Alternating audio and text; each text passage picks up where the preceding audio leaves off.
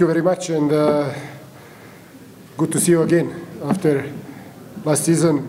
And of course, that my feeling is very well, especially because I'm here again in this beautiful country and in this competition, and especially because we won this match, we feel good. But it's only first step, only first round.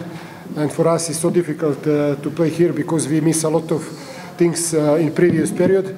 But we will try to be good, try to give our best all the time, and try to play good football. And I know that it will not be easy, especially because of good club, good football here, and good clubs and quality what you have here. It will not be easy, but we will give our best. Winning outside of the country with the big fans, but in different areas because of the situation in Sudan. What is the meaning? What the message you send to them, all those people? As I said, you know, that we will try to repeat all the time, just because of our people and our feelings, and you know, that our country, actually in Sudan, you know what happened, and this team is a long time out of the country. It's not easy to be all the time somewhere and play in some competitions and enjoying that, but especially because you have family far from you, and because that is most important for us and for them to win and give some happiness to our people. A question for the coach? Yes. Coach, in last season you was here, and now you are here and you won your first match. There is any difference between? Yes, there are some difference because I saw some teams here and I compare. Because we are here around 3 weeks, and I saw some teams, I saw some matches, and I compare from last year, and I saw that some difference in quality. For example, I think that Kyiv is much better than last year. He has a much better team, and they know what they have to do exactly. And you saw that in first, I don't know how many rounds, the opponent didn't score a goal against them. And you also, of course, that you have some other clubs who lost some qualities, some quality players, and they are in. They decrease their quality, but also you have, they said, some clubs like Kyiv and Apyer. Also, I think Apyer did a good market and brought some very good players with good physicality, good technical quality, and they are stronger than last year. And you can see it against, for example, against Ryan. Mr. Coach, it's Julius Foran. You are with the Elmeret this season. You are with the FC. After coming back to Rwanda, do you think if you are still in the FC, competing with the Elmeret and Al Hilal, would you still have other chances to win the league like last season? Do you want my real answer? Do you want for me to speak true, or if I'm in Apyer, 20 points in front of all with this team of Apyer? No, of course that you know, every single match is here is different, and you know, it's not easy to compare. Sometimes you have a lot of details, a lot of obstacles in front of you, a lot of things in. No, when play Merih and Apyer, it will be different match than today. When play Hilal, Merih different, or Hilal against Kyiv, we against anyway Musanze, all the time something different. At the end, we will see on the table. I hope that we will be in between top clubs. I cannot estimate points and who will be first, second, third, but I hope that Merih will be somewhere on the top. Alors, écoutons Nicolas. Quelle joie de prendre 3 points au premier match avec la joie des fans comme ça. Comment vous analysez le match en général? Ok, merci beaucoup. Pour la situation pour le match, c'était trop facile, trop difficile. Mais le premier match, tous les joueurs Almere donnaient maximum, mais les adversaires, c'est des good players. Mais merci Monté pour la victoire pour nous. C'est tout. Comment vous avez trouvé le Rwanda en général? Comment vous vous sentez ici à Kigali? Rwanda, c'est très bon. Et Brésil, c'est très bon. L'objectif comme équipe, quel est l'objectif de la saison? L'objectif de la saison, c'est gagner le championnat Rwanda. C'est ça l'objectif. That's the question for the coach. Yeah. Thank you, coach. I just want to ask you, when you see the MLF in the pitch, they are doing the best build-up for getting the conclusion of setting the goals. It's somehow hard for you. What are you going to do for your strikers to get the goals in the air? But it's not only today. Our problem, starting from up here from beginning. But you know, you ask me the same question last year with Appier all the time. The same question about goals at the end. Appier took all titles and scored almost 50 goals. I think 47 or 48. And I don't see a big problem for us. Most important that this club, this team play on result. Doesn't matter. It will be 1-0 or 2-0 or 5-0. Most important 3 points all the time. And my team has to play result. That's it. At the end, we count only points. Okay. And good for Rwandan football to see us here, and also good for us to be here. You can see different kind of players like Nicolas, like I don't know, some Chizalas from Zambia or from Mali, Burkina, some different players than you have from before, and it's good for all of us to be here and play football play this competition in Rwanda. Uko twari tuyiteguriye niko twayibonye, twari tuzi ko ari ekipe y'abakinnyi bakuru, y'abakinnyi bakomeye. Rero twakinye nk'ibyo twari twateguye, twankesheje amagori, twari gushobora kwevita, ariko uravye muri rusangi abasore banje match kuko twari twayiteguye niko twayikinye, kandi na ekipe uko twari tuzi ngene bakina, experience y'abakinnyi bafise, niko twabisanze. Abakinnyi twongeye muri bande twaratanguranye champion.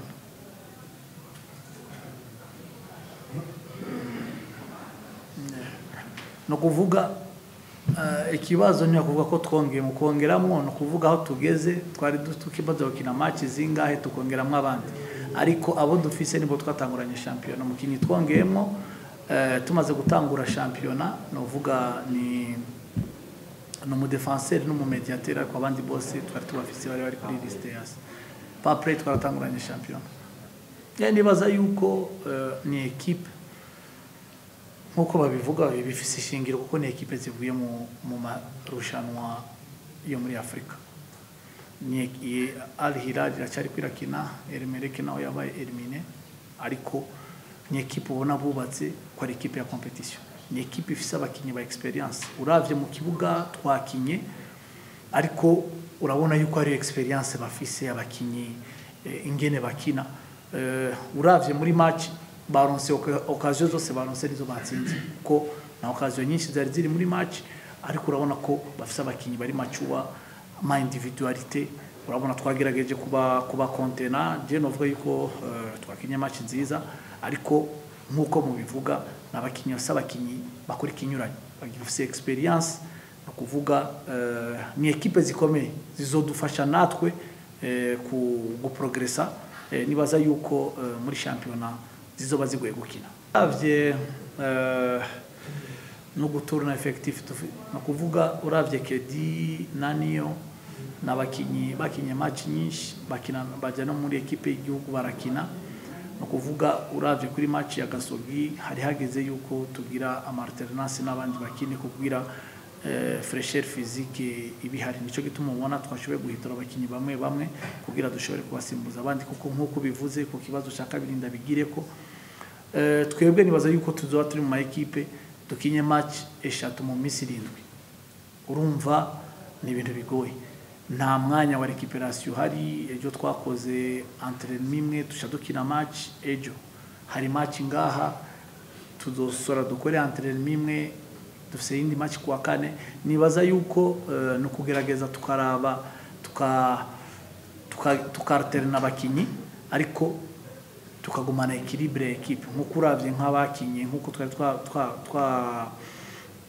twabitekereje tukinye na ekipe nkuru kandi ndavye ngene twakinye nabi nitwakina match zingahe abantu bakabamenyera nabo ntibazotsinda match zose hazogira match bazotsindwa nabo ubu baracari bashasha no kumenya imikinire yabo twebwe icyo kintu cyatugoye ukamenya nk'ama ekipe azokina nko kuri journée ya gatanu bizo bari bamaze kumenyera bamaze kubona ahantu bashobora kumenera nibaza yuko iyi championnat cyangwa phase de tour ntizogera abantu bataratangura kumenyera ni ekipe zikomeye dutegerezwa natwe kwiadapta hariyo ekipe ngaha mu Rwanda zifise ubushobozi bwo guhangana nazo mu kurekrita abakinyi bashaka gukora difference nabo nka kujya nyene nibaza yuko bazotuzanira bazotuma natwe dushobora kwiadapta n'abandi babona ingene bakina cyangwa ingene bategura n'abandi bagakomereza coach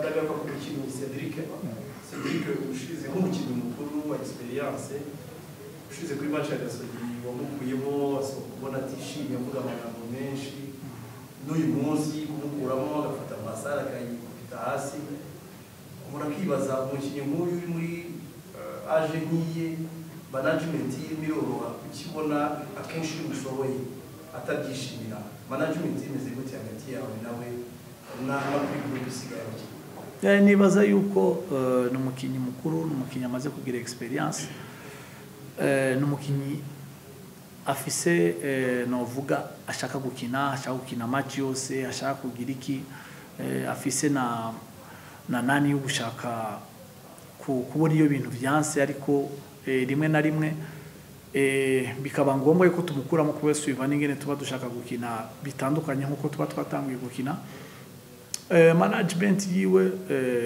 tuzoyijera tugiye kwijera muri group nkuko mwabivuze ni kintu n'ibintu bidashimishije ariko ku muntu mukuru afise na experience ariko nibaza yuko nta kintu kidasanzwe nibaza yuko tuzoshobora kubijera muri equipe coach wakoze impinduka muri axe uramva ugiye gusama ekon takoma washakaga gukora iki ikindi naduhe update kuri Joseph Lama umukinnyi wawe muri Kawa Dynamos yinjira muri squad ese ntabwo fitness ye iraza ku buryo yajya mu kibuga twabonye ko nko kuri gatandatu uhagarura ubu Kristo yari bimeze gute nibaza yuko na Placide ari mu bakinnyi bakinya ama match menshi twashitse muri mita aravuga ati coach numva ntanguye uburuhe buriko burinjira ndavuga ati nta risk twofata kuri match nico gituma umwe twamusimbuye ntiyababaye ariko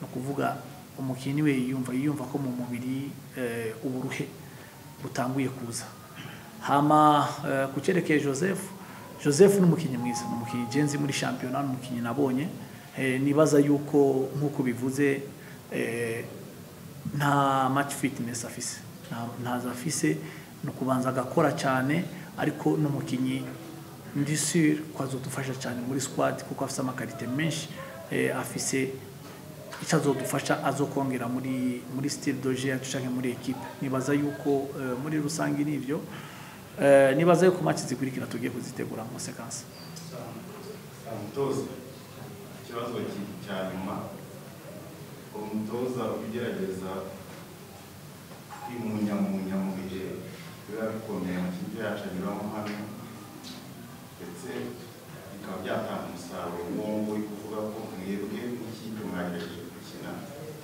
ariko ibyanyu byose murabita ubuyobozi ubu bimeze nta kibura ku buyobozi ku buryo byabongerera wenda hakagaragara imbaraga zirenze iz'uyu munsi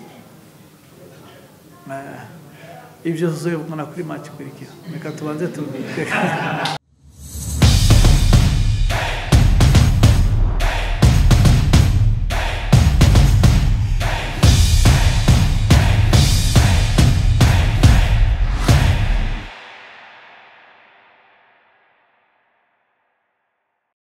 La Gloire Trading Limited yo ntikwereka inkongoro gusa ahubwo ikwereka abo yareze uzarebaho amakaro yayo yubatse ubwiza bwaho buzakwereka ikinyuranyo ni mu gihe kandi nihagarariye Goodwill yo mu Bushinwa na Somani yo mu Buhinde ibihangange byahegitse izindi nganda zikishakisha inyubako zanyu rero nimuziha agaciro mwubakisha amakaro ya La Gloire Trading Limited akomeye adacuya indahangarwa mu guhangana n'ubukonje humidité dusanga mu gakiriro ka Gisozi cyangwa munsi yo kwa Rwahama imbere y'ishuri Remera Catholique. La Gloire Trading Limited, good tiles, good price. Umaze iminsi wibaza ahantu hizewe wajyana imodoka yawe ikongera ikamera neza nk'ivuye ku ruganda. Junior Auto Clinic Limited ni garage rigezweho riri mu ya mbere mu Rwanda. Dukora ubukanishi rusange, tugakora boîte de vitesse, diagnostic, aho twifashisha imashini scanner zigezweho. Dukora amashanyarazi y'imodoka, suspension, turagorora tukanatera n'amarangi bikaza kwabyo, tukanashyira amatara n'amapine ku murongo hamwe n'ibindi byinshi. Iwacu twakira imodoka zose, zaba izinywa karibira, hybrid hamwe na full electric. Ese waruzi ko burya za pièces de rechange zidapfa kuboneka ino, tuzigutumira zibwota amasimbi zikaza mu gihe cyihuse cyane utarinze gutegereza. Ntabwo tuvura imodoka byonyine, tunigisha ubukanishi, aho ishuri ryacu ritanga impamyabumenyi buri mezi 6. Turi garage ryemewe n'inzego zose. Ushaka kutugana duherereye Musanze hepfo ya gare urenze kuri controle technique nyuma ya Mars Hotel neza ku ruhande ruriho Ikaragiro. Ku bindi bisobanuro hamagara 0783 03 161. Ikosora ikinyobwa gikoze mu bukina tangawizi n'ibindi bimera nyarwanda bifite umumaro ku buzima. Iki kinyobwa kiri muri kanete nziza cyane y'icyatsi yanditseho Ikosora. Unywe Ikosora hehe na stress n'umunaniro. Kubashaka kurangura ahantu hose baranguza ibinyobwa bya rikeri murahasanga Ikosora. Ni muduhamagare kuri 0783 tubazanira Ikosora. Inywera Ikosora ucukuri na stress. Karushi Ikosora ikozwe mu